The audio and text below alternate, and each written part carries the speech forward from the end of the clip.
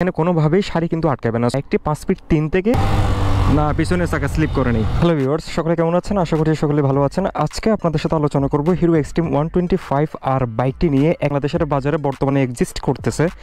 এই বাইকটি 1,71,000 টাকায় কতটুকু ভ্যালু ফর মানি এবং কী কী কারণে অ্যাকচুয়ালি এই বাইকটি কিনবো বা কিনতে আগ্রহী সেই বিষয় নিয়ে আজকে আলোচনা করব।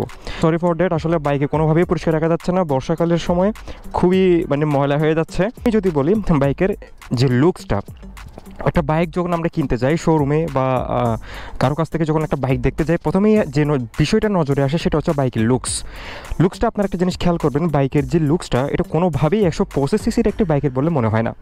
যেন মনে হয় যে একটা 150 সিসির একটা লুকসের বাইক খুবই মাস্কিউলার ডিজাইনে অ্যাড করা হয়েছে।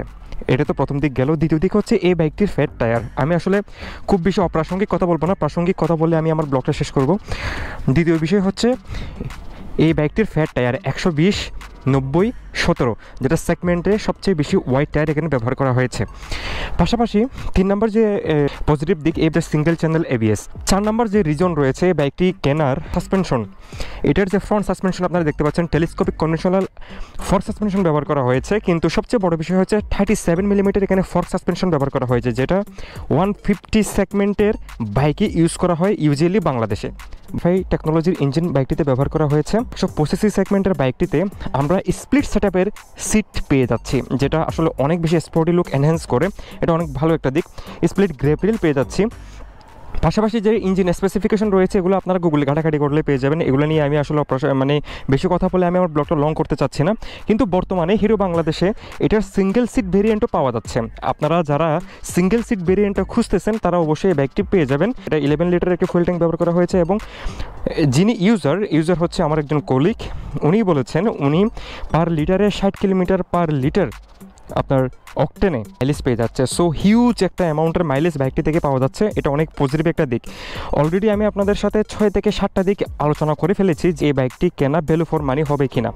পাশাপাশি আরেকটা বিষয় দেখেন, এটার যে হেডলাইটের সেট আপটা, আপনারা হয়তো দ্বিমত পোষণ করবেন বা অন্য কোনো বাইকের সাথে মিল রাখার চেষ্টা করবেন। আমার কাছে বাইকটা একদম কাওয়াসাকি Z900-এর একটা যে লুকস এটার মতোই লাগে। বিশেষ করে হেডলাইটের যে ডিজাইনটা DRL, পাশাপাশি এই যে টোটালি ফ্রন্ট যে লুকসটা আছে এটা সম্পূর্ণ কাওয়াসাকি নিনজা Z900-এর ডিজাইন থেকে ইন্সপায়ার্ড বলে আমি মনে করি।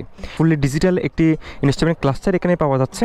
উপরে আপনারা RPM মিটার দেখতে পাচ্ছেন, আর এখানে RPM গিয়ার পজিশন ইন্ডিকেটর রয়েছে, স্পিডোমিটার রয়েছে, আর এখানে ডিজিটাল ক্লক রয়েছে, তা অডোমিটার, ট্রিপ মিটার, তারপরে এখানে ফুয়েল গজ রয়েছে, এখানে ফুয়েল ইন্ডিকেটর রয়েছে, ABS সেন্সর ব্লিঙ্ক করতেছে দেখতে পাচ্ছেন, side stand engine cut off সেন্সরের ইন্ডিকেটর রয়েছে, পাশাপাশি চেক ইঞ্জিন ইন্ডিকেটর রয়েছে। যে ফিচারগুলো থাকার কথা মোটামুটি সকল কিছুই এই বাইকটিতে দেওয়ার চেষ্টা করা হয়েছে। একটা মজাদার দিক হচ্ছে এই বাইকটিতে দেখেন খুব সুন্দর সারিঘাট ব্যবহার করা হয়েছে।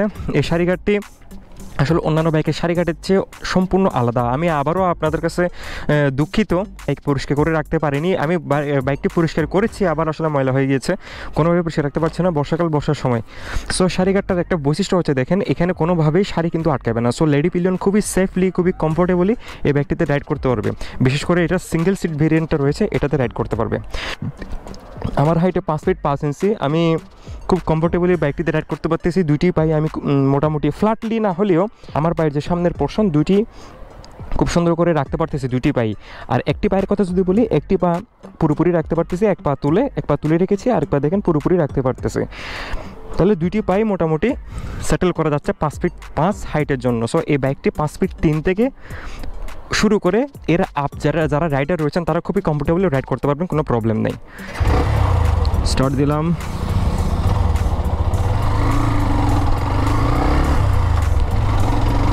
মোটামুটি স্মুথ আছে গিয়ার শিফটিং।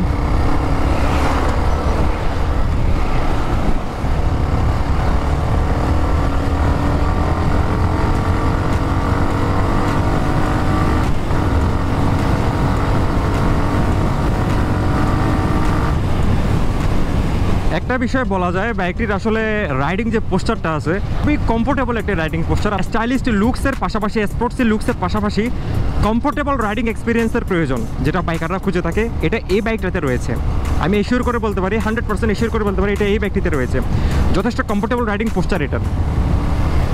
গিয়ার শিফটিং মোটামুটি সফটই আছে, যেহেতু স্লিপার অ্যাসিস্ট ক্লাস ব্যবহার করা হয় নাই, আমি বলবো না যে খুব বেশি সফট আছে, তবে মোটামুটি ভালো। আপ শিফট ডাউন শিফট মোটামুটি ভালোই সফট আছে।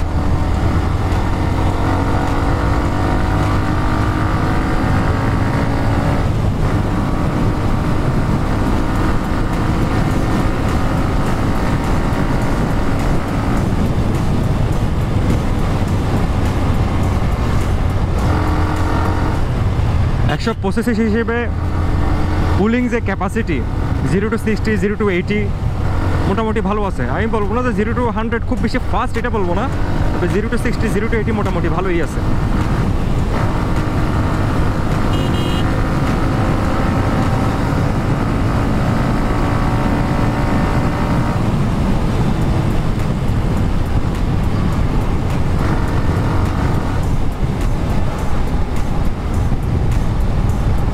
ডাউন শিফট করে দেখি, না পিছনে চাকা স্লিপ করে নেই। আমি অ্যাগ্রেসিভ ডাউন শিফটই করেছি, পেছনে চাকা স্লিপ করে নেই, এই জিনিসটা ভালো আছে।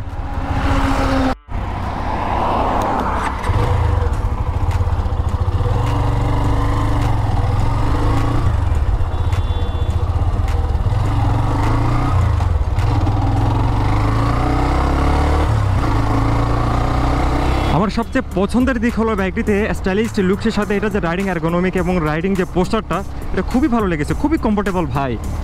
মানে আপনাদের বিন্দু পরিমাণ বাইকটি রাইড করে ডাক্তারের কাছে অ্যাটলিস্ট যাইতে হবে না, খুবই কমফোর্টেবল রাইডিং পোস্টার, পাশাপাশি স্পোর্টসের লুকটা আছেই।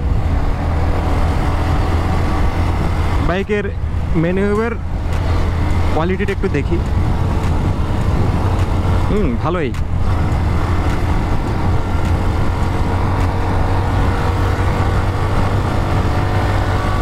একটা ব্যালেন্সড স্পিডে রাইড করে দেখতেছি যে 65 to 80 পর্যন্ত হাইওয়েতে এই স্পিডে যথেষ্ট ভালো ফিডব্যাক আমি পাইতেছি।